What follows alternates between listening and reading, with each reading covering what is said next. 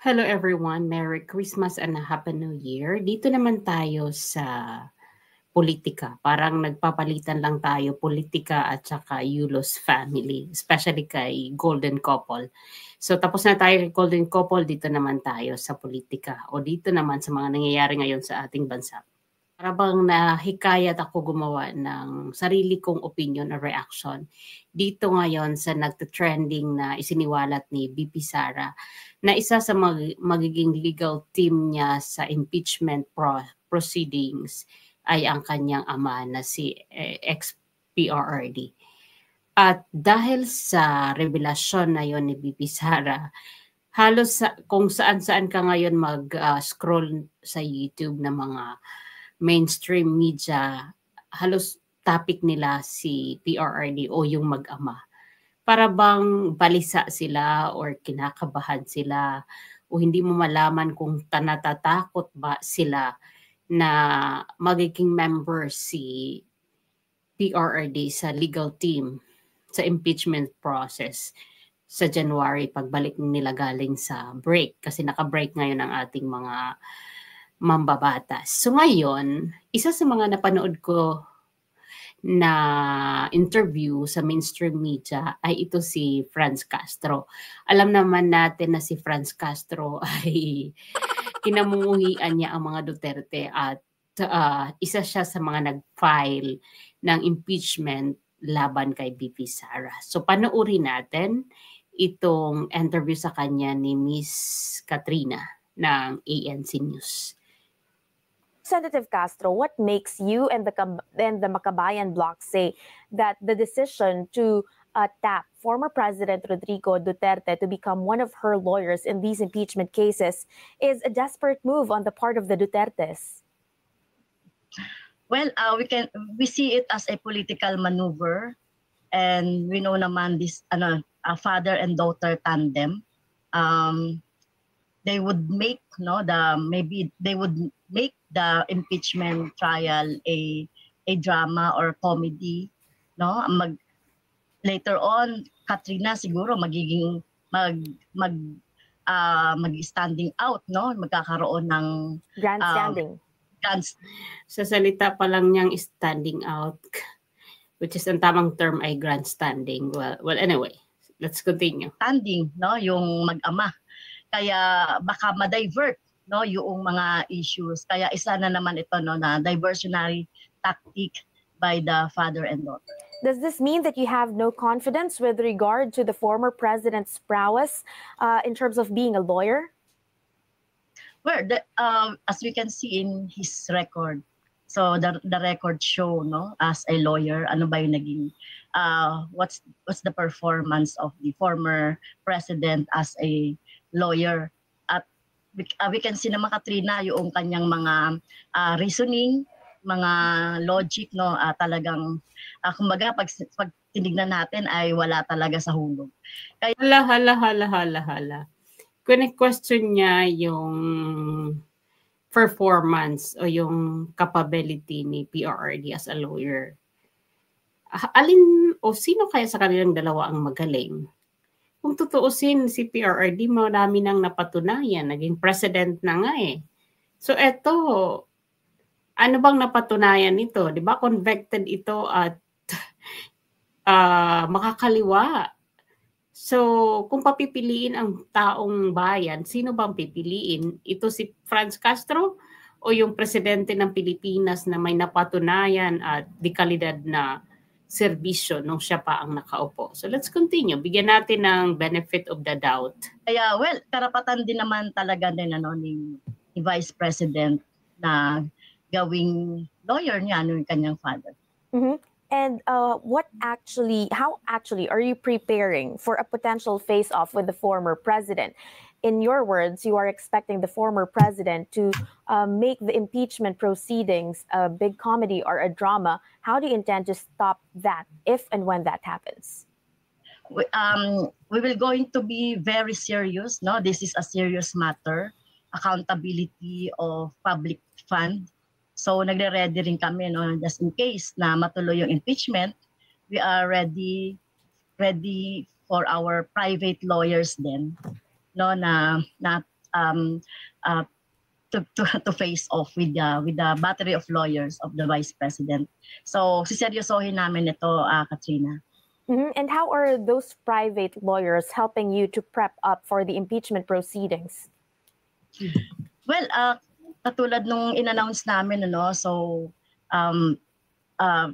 Attorney Nery Colmenares will be joining, and Attorney Kaloy Carlos Zarate from the Makabayan. Former Bayan Muna representatives. Naku. Naging attorney pa si Kaloy Carlos. Joke lang. Hindi na siya gymnast ngayon, kundi attorney na. Joke lang, guys. So, ibang Carlos ang tinutukoy. Well, wag niyang maliitin yung performance ni PRRD as the lawyer. Bakit kung sinasabi mong walang magandang performance ang ex-president, bakit parang natataranta kayo? Franz Castro, bakit natataranta kayo na isa sa mga magiging legal team ng impeachment proceedings ay ang tatay mismo ng ini-impeach ninyo? Wala pala siyang magandang performance as a lawyer. Bakit ang dami niyong nagkakaisa ngayon? Kahit sa 1PH, in-interview si Teddy Casenyo, grabe. He is being biased. Kasi feeling niya, iisahan lang ni PRRD yung mga tatayong judiciary, which is yung mga senador natin, ang magiging husgado, na feeling ninyo na gagawin muli ni PRRD yung hearing ng Senado na halos inagaw niya ang mikropono at kahit si Ontiveros hindi naka-porma. So parang ganon ang kanilang iniisip. Kaya ayaw nila, kung pwede lang, ayaw nila na maging member si PRRD sa legal team ng impeachment proceedings kay BP Sara sa January. Ang nakakatawa, kung question ninyo, Franz Castro, ang kakayanan ni PRRD as a lawyer na parang naglalaro-laro lang, pero bakit natataranta kayo ngayon sa mga interviews ninyo? At hindi lang iisa, dalawa, tatlo na mga mainstream media ang nakikita ko na para bang ayaw nila na maging member si PRRD sa legal team ng impeachment. So, ibig sabihin, natatakot kayo. At ibig sabihin, hindi nyo kaya si PRRD. Kasi nga, lagi nating sinasabi, ma-impeachment si BP Sara sakaling ma-impeach ang BP Sara. Hindi sa kanila kawalan yung mga posisyon na yan dahil lahat ng mga yan, hindi sila hangal. Nakakatawa nga yung mga ibang mainstream media, lalo na dun sa 1PH, kung mapapanood ninyo, mga bias yung mga anchor nila. Why? Kasi ang pinapoint out doon ni Teddy na si PRRD daw ay nagpapapansin lang, nanghihingi lang ng simpatiya sa mga tao o nagmamakaawa ng simpatiya sa mga tao. Sa totoo lang, hindi ni kailangan ni PRRD ang pagmamakaawa ng simpatiya o para hingiin niya ang simpatiya ng mga tao. Kasi mismo ang mga tao ang umiiyak at nagvi-vigil noon para lang tumakbo si PRRD sa pagka-presidente. Pinalampas na ang filing of ng COC hanggang binigyan na ng last minute. Wala pa rin PRRD na nag-file. So hindi kailangan ni PRRD magmakaawa ng simpatiya o attention. Attention ang ginamit ni Teddy na term. Hindi niya kailangan yun dahil mismo ang mga tao ang kusang nagbibigay ng atensyon at support to PRRD and to the Dutertes. Kaya nga iilan sa inyo ayaw na si PRRD ay maging kasama sa legal team. Why? Baka natakot kayo na kainin o lamunin na naman kayo sa mga pananalita ni PRRD. Di ba? Bakit kayo kinakabahan? Actually, napaka-bias ninyo sa mga interview ninyo. Kasi kung hindi kayo takot at hindi kayo natataranta, hindi kayo nagpapa-interview ng ganyan. Diba? So let's continue a little bit. Them. Will be joining us as private lawyers in the impeachment. And Congresswoman, the former president is known to have lengthy speeches, to have very wordy statements. Do you expect this kind of strategy from the former president to drag out the impeachment proceedings? Yes. That's why we say that this would be a political maneuver. Parang squid tactics na naman baka ang gawin nito, no? Yung mga tao maano na naman sila, no? Matuwa na naman sila doon sa mga patawan itong si former President Duterte.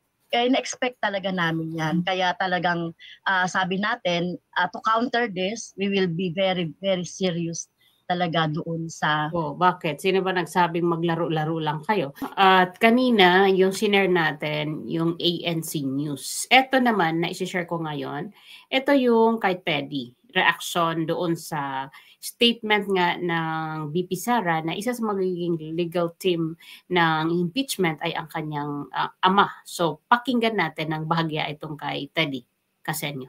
Your group filed the second impeachment complaint against the vice president, and yesterday we had a news item saying that it's possible that the father, former President Rodrigo Duterte, will represent the vice president in court as one of her lawyers in her legal panel. Your reaction to that? The father defending the daughter. That's political theater. We saw how former President Duterte acted when he faced the Senate and he faced the House. It was entertaining. It was political theater. So the problem here is that impeachment is really a serious mechanism for accountability, and for the Dutertes to turn that into political theater and an opportunity for them to grandstand and to agitate their adherents, I think it will defeat the purpose of the impeachment process. Of course, Vice President Duterte has all the right to choose her lawyer, but nakikinikinita ko na ano magiging itsura niyan. There will be a lot of cussing. So, prenedect na nila nito ni Teddy. Si Teddy, guys, sa mga hindi masugid na sumusubaybay sa mga balibalita, tulad ko, na hindi rin ako gaano nanonood kasi nabubuisit na ako sa mga nangyayari ngayon, lalo na yung mga bias social media, mainstream media. Si Teddy, guys, ay isang activist at isa sa mga writer or journalist. At isa rin siyang tawag dito representative nasa House of Representatives sa bayan muna. So siya yung pangalawa o sila yung grupo nila yung pangalawang nag-file ng impeachment kasi una si Franz Castro, 'di ba? Sa Congress, then ito siya, tapos si pangatlo yung mga pari. So nakikita mo yung statement niya is parang natataranta nga sila na baka daw maging grandstanding lang o theater o katatawanan o comedy. So yun, pare-pareha sila ni Castro ng statement. So let's continue a little bit. There will be a lot of drama. At baka malihis, no? Baka ma-divert ang ating attention dun sa totoong usapin sa impeachment, which is the misuse of 612.5 million in confidential funds. 612, di ba 125 lang? Other charges against the Vice President. Pero sa Ito muna, pero di ba 125 lang? At pangalawa, bakit mo pinapangunahan yung mangyayari na madadivert ang atensyon doon sa mag-ama na magiging theater o drama o comedy, yung hearing o yung proceedings ng impeachment? So, ano yun? May mga third eye ba kayo na nakikita nyo na? At makatotohanan ba yung mga third eye ninyo, nakikita nyo yung yung mangyayari? Siguro lang talaga ay takot kayo na nakainin kayo ng mga statement ng PRRD kasi wala kayong binatbat sa galing ng PRRD. So, yun kasi ang unang nagpalabas ng statement na nalungkot siya na isa sa mga legal team ay, sa una kong napanood ewan ko kung siya pinakauna-unahan o isa sa mga napanood ko rin ay si Trillanes. Na mukhang nanghina siya na bakit kasama sa legal team si PRRD. So, bakit ang dami ninyong nagtatanong? Anong meron kay PRRD na hindi nyo kayang tapatan? Diba? Bakit nyo tinatawag na political theater? At itong mga, itong mga anchor na mga, ito sila, mga bias din Tingnan nyo, kung tatapusin lang natin itong kanilang conversation dito with Teddy Casenyo. Naku po, ang mga anchor na ito, hindi po sila pantay sa pagbibigay ng commentary. Unlike kay Ted Filon, talagang gustong-gusto ko talaga si Deji Chacha at lalo higit si Manong Ted. Hearings, nakikita natin hindi pinagpagsalita yung legal counsel, kailangan yung resource person talaga yung magsasalita. Sa comment pa lang pagdating naman sa mga impeachment hearings, how does it work? Well, it's a trial. In the Senate, it will be a trial. And the lawyers will have a role to play. Parang korte yan So yun pala parang korte pala may may panahon na magsalita yung kabilaang kampo. Bakit ka natatakot? Yun ang tanong. Mayroon palang panahon, iba pala ito sa Senate hearing. Iba ito kasi parang korte. So ibig sabihin formal, may chance ang bawat panig magsalita. Now, bakit kailangan kayo mataranta? Kung meron pala namang chance na magsalita ang mga abogado ninyo at abogado nila BP Sara. O, diba? So this would not be a bias proceedings kasi kabi-kabilaan may chance magsalita.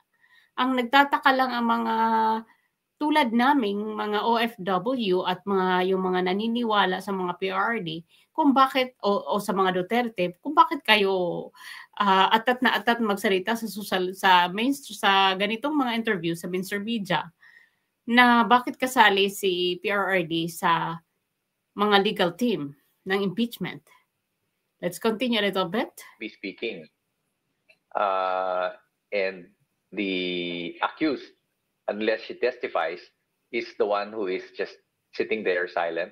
It will be the lawyers who will be fighting for her. So, malaki ang magiging papel ni President Duterte, former President Duterte dyan, if ever. Ayan pala. Lumalabas na rin sa inyong mga bibig na mas malaki ang magiging chance na manalo ang kampo ni BP Sara kasi mas malaki ang chance, sabi mo, na makapagsalita ang PRRD sa panig ng legal team ni BP Sara. See? So guys, hindi ko to hahabaan kasi alam naman natin ang bottom line dito na mangyayari. Puro kasiraan ng mga Duterte ang ginagawa o ang sinasabi dito ng mga anchor at itong kanilang ine-interview. Mahina na rin ang connection ko guys kaya medyo static na tayo kaya hindi ko na ito itutuloy-tuloy. Dito ko nabubwisit sa aking internet kaya minsan nakakapanghina o nakakapagdismaya mag-live kasi ang aming connection ay napaka-unstable. Napansin nyo, naglaylo ako sa live stream kasi ako ang napapahiya sa aking connection. Nakikiconnect lang kasi ako dito sa aking work. So mahirap mag-demand nang hindi mo sarili ang bahay mo. So maraming salamat po sa inyong lahat and I'll see you again on our next video. Bye for now and thank you for watching.